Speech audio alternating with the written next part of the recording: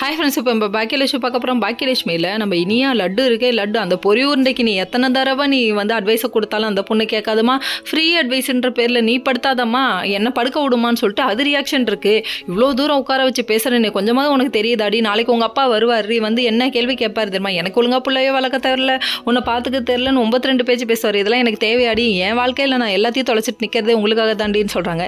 எல்லா அட்வைஸும் கேட்டதுக்கப்புறம் நம்ம இனியா கடைசியாக சொல்கிற ஒரே ஒரு வார்த்தை, சாரிம்மா, எல்லா தப்புக்கும் நீ முன்னாடி இதை தாம்மா சொல்கிற, தப்பு நடந்ததுக்கப்புறமும் நீ இதை தாம்மா சொல்கிற அப்படிங்கிற மாதிரி இருக்குது. தப்புன்னு தெரியுது, அப்புறம் எதுக்குமா நீ இதெல்லாம் பண்ணுற, இது ரொம்ப தப்புமா அப்படின்னு சொல்லிட்டு ஒரு அட்வைஸை கொடுத்தாச்சு.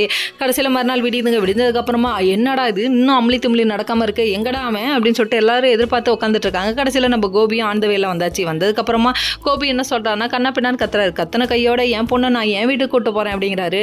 இப்போ எங்கடா போச்சு உனக்கு பொண்ணுன்னு? இதுக்கு முன்னாடி நீ போய் கல்யாணம் பண்ணப்போ தெரியல எவ்வளோ பெரிய பொண்ணு இருக்குன்னு. இந்த பொண்ணுக்கு என்னென்ன நடக்கும்ன்ற கவலை உனக்கு இல்லையா? அப்போலாம் நீ பண்ணுறதை பண்ணிட்டு இப்போ வந்துட்டு பொண்ணுன்னு மூச்சுக்கு 300 தடவை சொன்னால் மட்டும் எல்லாம் கரெக்டாக ஆகிடுமான்னு சொல்லிட்டு அவங்க அம்மா சும்மா வேற லெவல் கிளின்னு கிழிச்சிட்டாங்க. கிழிச்ச கையோட பாக்கியா கொள்ளுங்க, பார்த்துக்க தெரில, பாக்கியா கொள்ளுங்க, நடத்த தெரிலன்னு சொல்ல எப்படி அந்த பொண்ணு நல்லபடியாக மார்க் எடுத்து பாராட்டுவாங்கன்னா என் பொண்ணுன்னு சொல்ல வேண்டியது. கெட்டதாக சின்னதாக ஒரு விஷயம் செஞ்சுச்சுன்னா அது உன்னாலங்க வந்து இது எப்பட்றா அப்படிங்கிற மாதிரி தாங்க இருக்குது. எப்பட்றா இவங்களால எப்படி முடியுது அப்படிங்கிற மாதிரி இருக்குது. இது ரியல் லைஃப்பில் மட்டும் இல்லைங்க, ரியல் லைஃப்பில் எல்லாரோட லைஃப்லையும் நடக்கிற சம்பவம் இது. ஏதாவது சின்ன பாராட்டு நடந்துச்சுன்னா என்னாலங்க வேண்டியது, பாராட்டு இல்லைன்னா இது உன்னாலங்கிறது. என்னடா லைஃபு, என்னால் உன்னாலன்ட்டு போட்டு படுத்துறீங்களேடா அப்படிங்கிற மாதிரி.